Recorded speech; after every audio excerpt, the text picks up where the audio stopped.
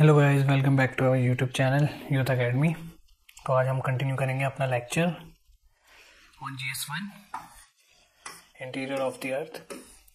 तो अभी तक हम पढ़ रहे थे इंटीरियर ऑफ द अर्थ के बारे में। इसको आज हम कंटिन्यू कर रहे हैं कि किन किन मॉडल के आधार पर जो हमारी पृथ्वी का भूभाग है उसको जानने की आवश्यकता हुई और उसको किस प्रकार जाना गया।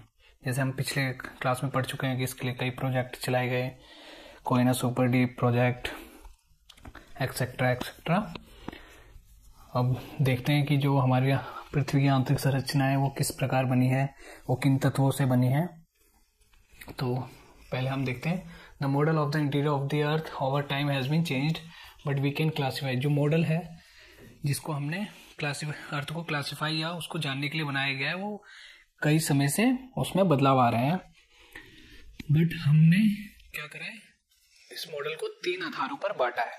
पहला कि उनकी संरचना, वो कंपोजिशन किस प्रकार के तत्वों से बनाए गए ये जानेंगे हम। बेस्ड ऑन डेंसिटी, जो पृथ्वी का घनत्व है वो मटेरियल कितनी मात्रा में किस प्रकार से पाए जाते हैं। Based on the state of matter, वो किन अवस्था में पाए जाते हैं, ठोस, द्रव्य, इन सब में, लिक्विड, सॉलिड, ये सब देखेंगे। तो सबसे पहले जो अर्थ है उसे किसमें, कंपोजिशन में बांटा गया। जैसे ये मॉडल 1900 से, जो पहला मॉडल हमारा 1900 से 1946 के करीब तक रहा था, सेकेंड वर्ल्ड वॉर टाइम तक। उसके बाद उसे रिजेक्ट कर दिया गया क्योंकि इसमें जो अर्थ है उसको 3 भागों में बांटा गया, 3 लेयर में, 3 परतों में। पहली लेयर को देख लेते हैं हम, इंटरमीडिएट लेयर या बीच वाली लेयर या कोर। इसमें जो पहला लेयर है उसमें कहा गया है कि जो बाहरी लेयर है, आउटर मोस्ट लेयर है, उसकी संरचना किससे, सियाल नाम के मटेरियल से बनी है। ये हम नोट्स में भी आगे देखेंगे। और जो इंटरमीडिएट या बीच वाली लेयर है इसका निर्माण सीमा से हुआ है। और जो कोर है, जो बीच वाला भाग है, उसका निर्माण किससे हुआ, निकल एंड आयरन से, नाइफ कहेंगे इन्हें। लेकिन इस मॉडल को रिजेक्ट कर दिया गया। क्यों? क्योंकि इस मॉडल में कहा गया कि जो लेयर है वो यूनिफॉर्म तरीके से यही पदार्थ पाए जाते हैं। मतलब कि जो सियाल है पूरे परतों में सियाल का ही दबदबा या फिर पूरी मात्रा में और पूरी तरीके से सियाल पाया जाता है। और जो इंटरमीडिएट लेयर है जिसमें सीमा का क्या है, पूरी तरीके से पर्याप्त मात्रा में सिर्फ सीमा मिलती है। और जो कोर है उसमें कोर का निर्माण किससे हुआ है, नाइफ से हुआ है, निकल एंड आयरन से हुआ है सिर्फ। लेकिन ऐसा नहीं है, क्योंकि पृथ्वी हमारी क्या है, एक हेट्रोजेनस है। इसमें अलग अलग प्रकार के तत्व पाए जाते हैं विभिन्न मात्रा में।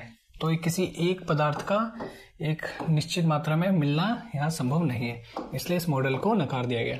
तो यही समझाया गया है यहाँ पर कि बेस्ड ऑन कंपोजिशन के आधार पर विच divided earth into 3 layer. Composition के आधार पर क्या कहा गया कि जो अर्थ है उसको 3 भागों में बांटा गया, 3 परतों में, विद इन 3 डिफरेंट मटेरियल। और उन 3 परतों में क्या है, 3 different material, sial, sima and nife, is almost uniform, एक ही प्रकार के तत्वों से बनी है ये परतें। लेकिन ऐसा तो है नहीं। लेटर ये क्या हो गया, reject. This model was rejected but composition was. लेकिन इस मॉडल को रिजेक्ट तो कर दिया गया, पर ये क्या है, कंपोजिशन क्या है, करेक्ट है। जो आउटर मोस्ट लेयर है वो किससे बनी है, सियाल से बनी है। और इंटरमीडिएट लेयर सीमा से बनी है। और जो कोर में पाए जाने वाले तत्व है वो किससे, निकल एंड आयरन से, ये नाइफ से ही बने हैं। तो इस आधार पर इसको पूरी तरीके से नहीं नकारा गया। बस जो कुछ शर्तें हैं वो मान ली गई कि जो तत्व हैं वो तो विद्यमान है, वहां पर प्राप्त हैं, लेकिन वो यूनिफॉर्म वे में नहीं है। बस इस आधार पे इसको रिजेक्ट किया गया। अब दूसरा देखते हैं, बेस्ड ऑन डेंसिटी, घनत्व के आधार पे। इसमें बताया गया interior of the earth consist of 3 layer. जो पृथ्वी के आंतरिक भाग है उसको कितने 3 लेयर में बांटा गया है। जैसे अभी बताया कि जो आउटर मोस्ट लेयर है इसमें बेस्ड ऑन डेंसिटी के आधार पर 3 लेयर में बांटा गया। आउटर मोस्ट लेयर को क्या कहा गया? क्रस्ट। उससे बीच वाली लेयर को मेंटल। यहाँ पे मेंटल की स्पेलिंग गलत है, इसको रेक्टिफाई कर लीजिए। और जो कोर जो तीसरा लेयर का नाम दिया गया कोर। ये ट्रायंगल शेप में पृथ्वी का कोर का एग्जांपल है। तो जैसे जैसे हम पृथ्वी के आंतरिक भाग में जाते जाते हैं, जो पृथ्वी का घनत्व है, पृथ्वी में पाए जाने वाले मटेरियल, वो एक सॉलिड फॉर्म में क्योंकि जैसे जैसे पृथ्वी पर भार बढ़ता है तो वो दबे फॉर्म में जो भी मटेरियल है वो पाए जाते हैं, जिसके कारण जो पृथ्वी का आंतरिक भाग है उसमें क्या डेंसिटी सबसे अधिक होगी, घनत्व सबसे अधिक होगा। जो भी पदार्थ मटेरियल पाए जाते हैं उसकी मात्रा क्या होगी? अधिक होगी, जिसके कारण जो कोर है हमारा उसकी डेंसिटी क्या होगी? सबसे अधिक होगी। और जो क्रस्ट है उसकी डेंसिटी कम होगी, क्योंकि ये सबसे ऊपरी भाग में पाया जाता है। क्रस्ट लिथोस्फेयर के ऊपरी भाग को कहते हैं। अभी हम समझेंगे कि वो कैसे 40 किलोमीटर तक पाया जाता है, उसकी 100 किलोमीटर में लिथोस्फेयर पाया जाता है, ये सब हम जानेंगे आज की क्लास में। तो यही समझाया गया है कि सबसे अधिक डेंसिटी किसकी है? कोर की है, और सबसे कम क्रस्ट की है।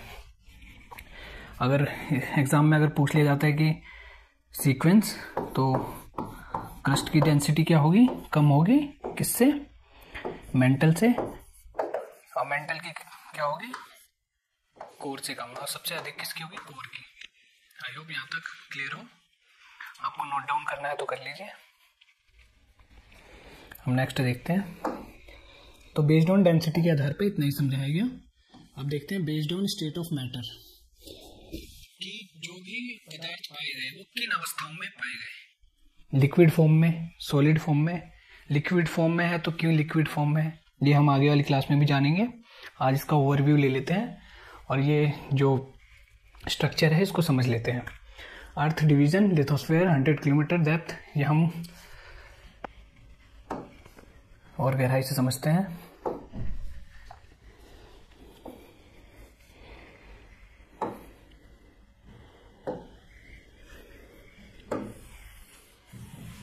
ये हम अर्थ का स्ट्रक्चर भाग ले लेते हैं।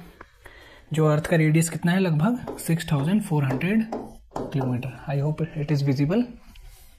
अर्थ का रेडियस कितना है? 6400 किलोमीटर। ये हमारा कोर मान लेते हैं। ये कितने किलोमीटर तक है? 2900 किलोमीटर तक है। जो अर्थ का ऊपरी भाग, इसमें एक और टर्म है डिसकंटिन्यूटी। जब हम एक स्टेटस या फिर एक स्टेट या एक मटेरियल से दूसरे मटेरियल की अवस्थाओं में जाते हैं, जैसे लिक्विड से सॉलिड फॉर्म में गए, तो जो स्थिति है लिक्विड से सॉलिड, अवस्थाएं हैं वो बदल गई, तो इनके बीच में जो बाउंड्री आती है जहां से अवस्थाएं चेंज होती हैं, उसी को हमने डिसकंटिन्यूटी का नाम दिया। उसी यहाँ पर अलग अलग प्रकार की डिसकंटिन्यूटी पाई जाती है, सबके नाम लिखेंगे। ये हमारी क्या है? क्रस्ट। इसको क्रस्ट बोल लेते हैं। यहाँ पे एक डिसकंटिन्यूटी पाई जाती है, इसको मोहर डिसकंटिन्यूटी कहते हैं। मोहर डिसकंटिन्यूटी। जो हमारी क्रस्ट है वो कितने किलोमीटर तक पाई जाती है? 40 किलोमीटर तक। इसके नीचे लिथोस्फेयर पाया जाता है, ये 100 किलोमीटर। ये अभी हम देखेंगे लिथोस्फेयर। ये भी जानेंगे कि crust is a part of lithosphere या lithosphere is a part of crust. ये हम आज क्लियर करेंगे। पहले यहाँ देख लेते हैं। ये क्या है? हमारा कोर है, यहाँ से यहाँ तक 2900 किलोमीटर से लगभग 6400 kilometre. It is not exact. जो एनसीईआरटी में दिया गया है वो अलग है, राउंड फिगर माना गया है। इसकी ये क्या है? हमारा कोर है। और जो हमारा ये लाइन है ये डिवाइड करता है यहाँ पे एक 5200 किलोमीटर से 6400 किलोमीटर के बीच में। यहाँ पर इसको क्या कहेंगे? Inner core. जो ये है हमारा, इसको हम इनर कोर का नाम देंगे, इनर कोर। इस किलोमीटर से इस किलोमीटर के बीच में इनर कोर पाया जाता है। ये कौन से फॉर्म में है? ये है सॉलिड फॉर्म में, ठोस अवस्था में है बिल्कुल। आई होप यहाँ तक समझ में आया हो कि पहले हमने जो ये है कोर 2900 किलोमीटर से 6400 किलोमीटर के बीच में बांटा। अब इसको भी, कोर को भी हम आउटर कोर और इनर कोर के बीच में बांट रहे हैं। जो आउटर कोर है वो हमारा किस में है, लिक्विड फॉर्म में है। तो यहाँ क्या हुई, अवस्थाएं चेंज हो गई। एक लिक्विड फॉर्म में है आउटर कोर और ये क्या है, इनर कोर सॉलिड फॉर्म में है। तो यहाँ एक डिसकंटिन्यूटी पाई जाएगी। इस डिसकंटिन्यूटी का नाम क्या दिया गया, लेहमन। आई होप यहाँ तक समझ में आ रहा हूँ, लेहमन डिसकंटिन्यूटी। आप नोट डाउन कर लीजिए यहाँ तक, आगे देखते हैं हम।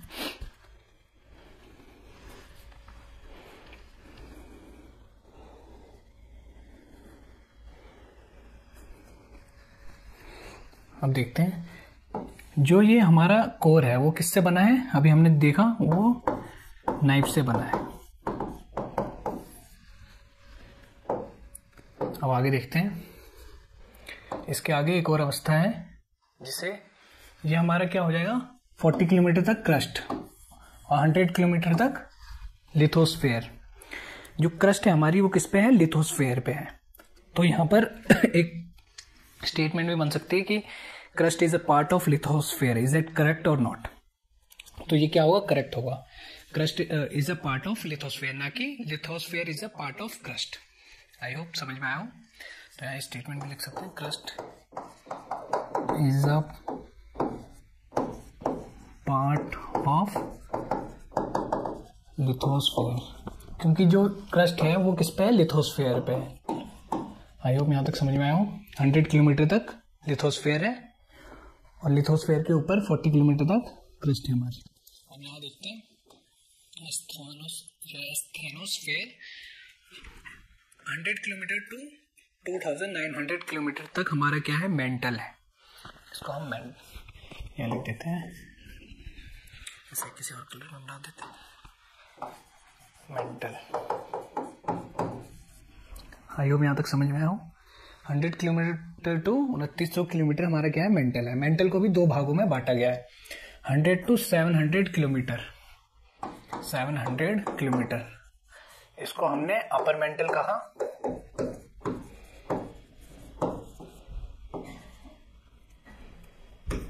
Upper mantle. इसका एक और नाम दिया गया एस्थेनोस्फेयर, एस्थेनोस्फेयर।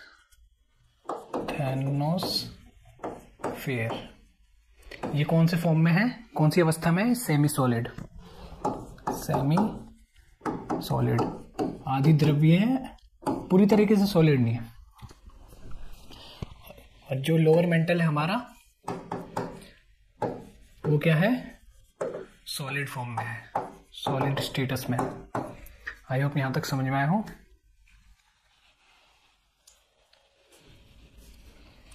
पर यहाँ पर ये सॉलिड फॉर्म में है, ये लिक्विड फॉर्म में है।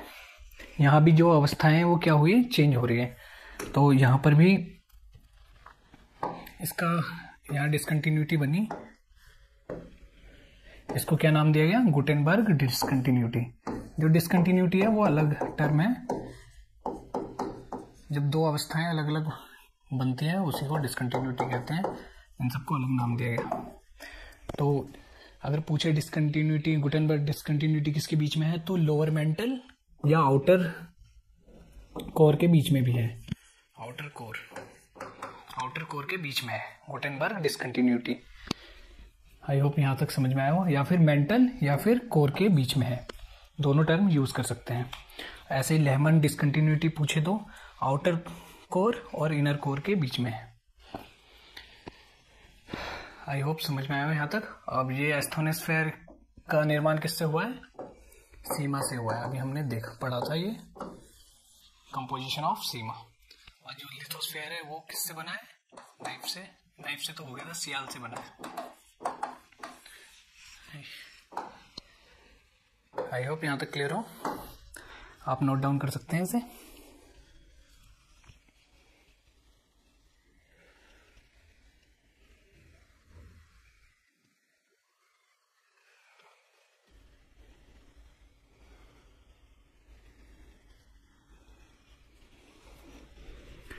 अब यहाँ पर एक और डिसकंटिन्यूटी बनती है जो किसमें है, सेमी सॉलिड, जो एस्थेनोस्फीयर है हमारा, अपर मेंटल है और लोअर मेंटल है सॉलिड, और यह क्या है, सेमी सॉलिड।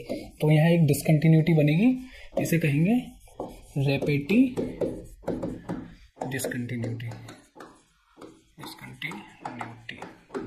आई होप समझ में आया हो ये कि कौन कौन सी डिसकंटिन्यूटी पढ़ी हमने। मोहर डिसकंटिन्यूटी जो क्रस्ट और लिथोस्फीयर के बीच में है, एक कॉनरेड डिसकंटिन्यूटी भी है, वो आगे हम समझेंगे, पहले यहाँ देख लेते हैं। एक गुटेनबर्ग डिसकंटिन्यूटी जो लोअर मेंटल और अपर कोर के बीच में है, या मेंटल या कोर के बीच में है। एक रेपेटी डिसकंटिन्यूटी वो किसके बीच में है, एस्थेनोस्फीयर या अपर मेंटल या लोअर मेंटल के बीच में है, क्योंकि जो अवस्थाएं हैं वो चेंज है, क्योंकि यहाँ सॉलिड स्टेटस है, यहाँ सेमी सॉलिड है। अब एक लेहमन डिसकंटिन्यूटी है जो आउटर कोर और इनर कोर के बीच में है। आई होप समझ में आया हो। अब आगे देख लेते हैं एक और टर्म।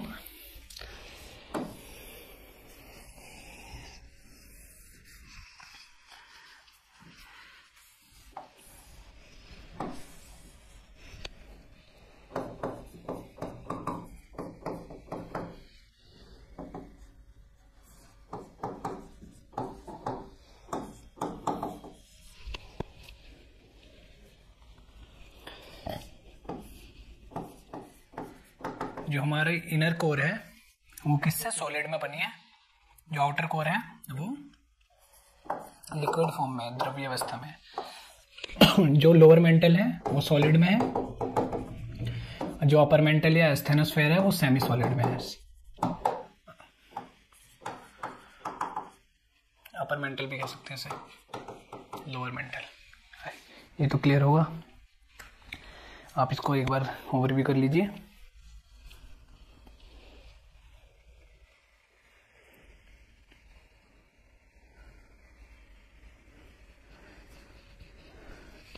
अब यहाँ देखते हैं जो हीट ट्रांसफर होती है उसकी क्या मैकेनिज्म होती है। ये हमारी सॉलिड फॉर्म में है तो हीट किस प्रकार ट्रांसफर होगी, इसके मैकेनिज्म देखते हैं। जैसे हमारी पृथ्वी का कोर का तापमान कितना है, 6000 डिग्री, लेकिन जो कंपोजिशन है इतना गहरा तापमान, और कंपोजिशन किससे बना है, जो कोर है हमारा इस मटेरियल से बना है। तो जो इंटेंसिटी होगी फोर्स की, एनर्जी की, वो क्या होगी, अधिक होगी, क्योंकि सॉलिड में है। और सॉलिड में हमने एग्जांपल लिया था कन्वेक्शन होगा या कंडक्शन होगा यहाँ पर। तो यहाँ पर क्या होगा, क्योंकि ये सॉलिड में है। कन्वेक्शन किस में होता है, द्रव्य में, जब मॉलिक्यूल्स या फिर मूवमेंट, कोई भी द्रव्य पदार्थ हो जिसमें मूवमेंट हो उसमें कन्वेक्शन पाया जाता है। लेकिन यहाँ क्या है, सॉलिड। तो यहाँ कौन सा प्रोसेस होगा, कंडक्शन या कन्वेक्शन। तो यहाँ क्या होगा, कंडक्शन, क्योंकि सॉलिड है। हमने कैंडल का एग्जाम्पल भी लिया था। और ये इंटेंसिटी क्या होगी, हाई होगी, क्योंकि जो मटेरियल है हमारा नाइफ है। अब इसके बाद एनर्जी यहाँ से गई, एनर्जी फिर यहाँ पर क्या कर दिया इसने, अवस्था चेंज कर दी, सॉलिड से लिक्विड। लिक्विड में कौन सा प्रोसेस काम आएगा, कंडक्शन या कन्वेक्शन। यहाँ पर क्या काम आएगा, कन्वेक्शन, क्योंकि ये लिक्विड फॉर्म में है।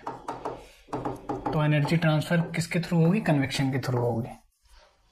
यहाँ पे इंटेंसिटी क्या होगी, काफ़ी तेज होगी, क्योंकि ये कंपोजिशन क्या है, तापमान के साथ नाइफ है। अब यहाँ देखते हैं सॉलिड, फिर से गई एनर्जी, ये सॉलिड अवस्था में, लेकिन यहाँ कंपोजिशन सीमा है। तो जो हीट ट्रांसफर होगी वो उतनी इंटेंस में नहीं होगी, इंटेंसिटी उतनी नहीं होगी, क्योंकि जो पदार्थ है वो क्या है, सीमा है। अब यहाँ से दोबारा हीट गई, ये सेमी सॉलिड है, लेकिन यहाँ भी सीमा है, तो इंटेंसिटी उतनी नहीं होगी। फिर यहाँ पे इसको ठोस अवस्था मिल गई। आपने देखा कि एनर्जी कैसे ट्रांसफर होती है, जियोथर्मल हीट जिसे कहते हैं। तो यहाँ पर मैकेनिज्म क्या लगेगा, कंडक्शन, क्योंकि ये सॉलिड था। यहाँ क्या होगा, कन्वेक्शन, क्योंकि लिक्विड था। यहाँ क्या होगा, सॉलिड है तो कंडक्शन काम करेगा। अगर आपने कंडक्शन कन्वेक्शन नहीं समझा तो पिछली क्लास में आप रेफर कर सकते हैं। अब नेक्स्ट है सेमी सॉलिड। तो यहाँ क्या होगा, कन्वेक्शन, क्योंकि ये अभी भी मूवमेंट में है, इसलिए कन्वेक्शन काम करेगा। तो ये क्वेश्चन भी बनते हैं कि जो अपर मेंटल या लोअर मेंटल है उसमें एनर्जी कंडक्शन से के थ्रू पास होगी या कन्वेक्शन के थ्रू। आई होप ये समझ में आया हो आपको। अब आगे देखते हैं, जब तक आप नोट डाउन कर लीजिए। इसके आगे हम प्लेट टेक्टोनिक का एक एग्जांपल देखेंगे कि क्या कॉम्प्लेक्सिटी पाई जाती है मूवमेंट ऑफ द अर्थ में।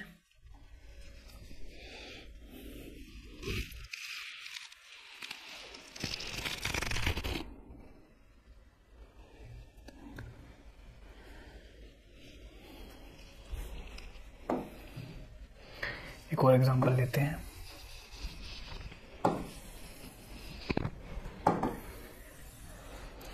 आपको पता ही है कि जो हमारी पृथ्वी है वो किस पर है, प्लेटों में विभाजित है।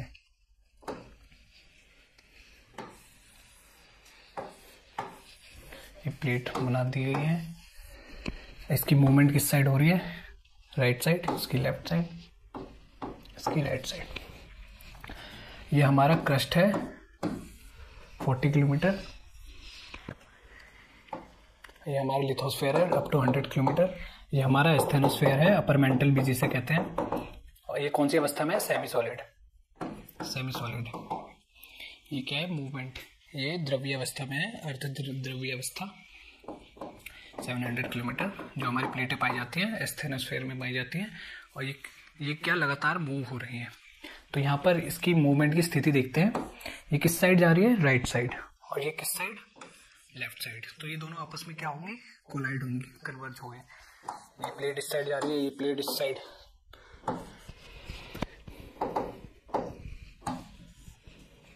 तो यहाँ पर जो भी ये हमारा लिथोस्फेयर है, जो भी क्रस्ट पर स्ट्रक्चर का निर्माण होगा वो किस प्रकार होगा, ये आप प्लेट आपस में टकराएंगी।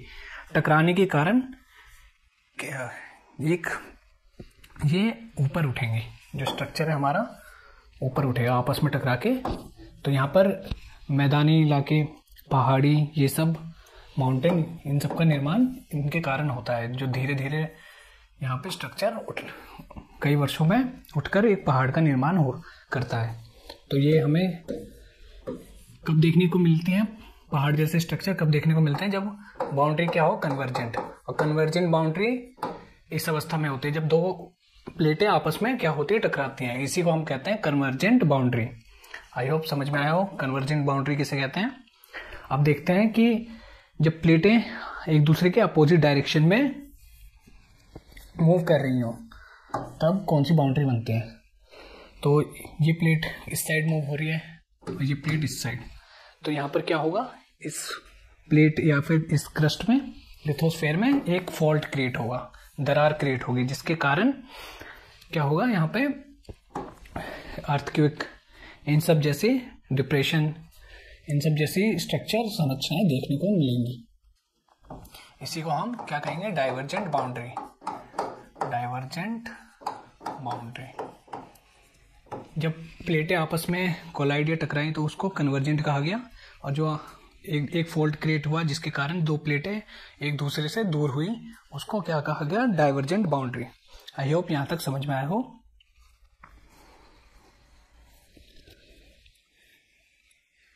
और नीचे से भी एक फोर्स आई, इसे जियोथर्मल कन्वेक्शन कहा गया या फिर जियोथर्मल हीट। पृथ्वी के भूपर्पटी से आने वाली ऊर्जा को नाम दिया गया है। आप इसे नोट डाउन कर सकते हैं, कन्वर्जेंट एंड डाइवर्जेंट के example.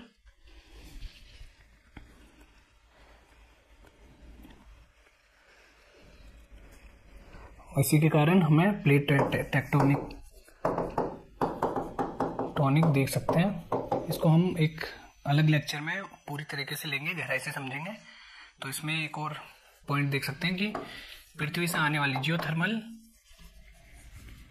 Heat is a reason या आउटकम्स फॉर प्लेट टेक्टोनिक। ये आप नोट डाउन कर सकते हैं। अब बैक टू द टॉपिक हम देखते हैं।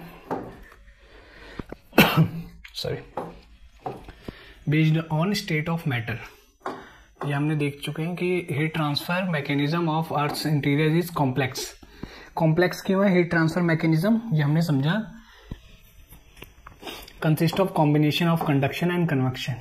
ये हमने जाना कि जो हीट ट्रांसफर मैकेनिज्म है कॉम्प्लेक्स क्यों है, क्योंकि जो अर्थ की स्टेटस है वो हर एक बाउंड्री के बाद चेंज होती जा रही है। इनर कोर किस में, सॉलिड में, आउटर कोर लिक्विड में। तो जो अर्थ की एनर्जी है वो सॉलिड से लिक्विड फॉर्म में जब जाती है या ट्रांसफर होती है तो उसकी इंटेंसिटी क्या चेंज हो जाती है, जिसके कारण हम इसको कॉम्प्लेक्स मान सकते हैं। Consist of complex combination conduction and convection. आपको समझ में आया होगा कि कंडक्शन कहाँ लगता है। सॉलिड में कंडक्शन लगेगा, लिक्विड होगा तो कन्वेक्शन लगेगा, सेमी सॉलिड होगा तो कन्वेक्शन लगेगा। आई होप ये टर्म आपको समझ में आया हो। ये मोस्ट इंपॉर्टेंट टर्म है एग्जाम के लिए, आप देख सकते हैं। अब endogenetic forces experience on the surface area due to the thermal convective currents.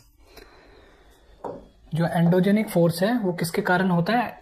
Convective current. Convective किस लिए? क्योंकि वो सॉलिड अवस्था में है, और कन्वेक्शन प्रोसेस हमेशा किस में होता है? एक लिक्विड हो या सेमी सॉलिड हो, द्रव्य अवस्था होनी चाहिए ताकि मॉलिक्यूल आपस में प्रोसेस करें, जिसके कारण ऊर्जा का निर्माण हो। डिसकंटिन्यूटी पढ़ चुके हैं हम। There can be a theoretically boundary to show the difference between the crust. एक और हम कॉनरेड डिसकंटिन्यूटी भी जान लेते हैं। यहां पर या फिर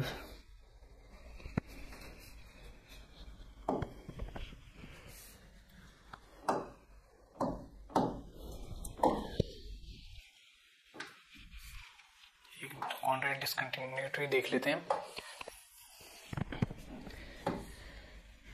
जैसे हमारा एक क्रस्ट है, ये हमारा लिथोस्फीयर,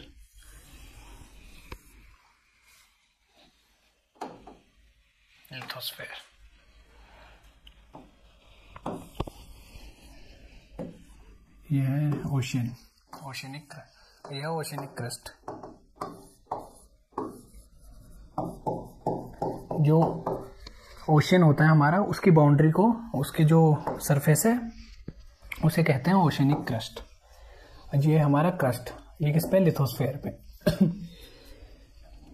कॉनरेड डिसकंटिन्यूटी किसे कहते हैं? इस अवस्था को कहेंगे जहां पर हमारा ये क्या है? लिथोस्फीयर है। लिथोस्फीयर है और ये हमारा क्या है? Oceanic crust. इन दोनों के बीच में जो बाउंड्री बनेगी यहां पर, उसको हम कहेंगे कॉनरेड डिसकंटिन्यूटी। कॉनरेड डिसकंटिन्यूटी का एग्जांपल किस पे समझा हमने? कि वो बाउंड्री जो ओशियनिक क्रस्ट को किससे? लिथोस्फीयर या कॉन्टिनेंटल क्रस्ट से अलग करे। एक बाउंड्री होती है जो कॉन्टिनेंटल क्रस्ट को ओशियनिक क्रस्ट से अलग करे, उसी को हम कहेंगे Conrad discontinuity. It is the boundary based on differentiating the crust of continent, यहाँ स्पेलिंग गलत लिखी है, continent with the crust of ocean, महाद्वीप के क्रस्ट को और महासागर के क्रस्ट से अलग करे। तो आज के लिए इतना ही। आई होप क्लास समझ में आई हो। We will continue our lecture on this. अब आगे हम प्लेट टेक्टोनिक, अर्थ के सारे एग्जाम्पल लेंगे। ये मेनली प्रीलिम्स के लिए चैप्टर इम्पोर्टेंट है, बाकी हम मेंस के लिए भी देखेंगे आगे। तो जुड़े रहिए, मिलते हैं नेक्स्ट क्लास में। Thank you.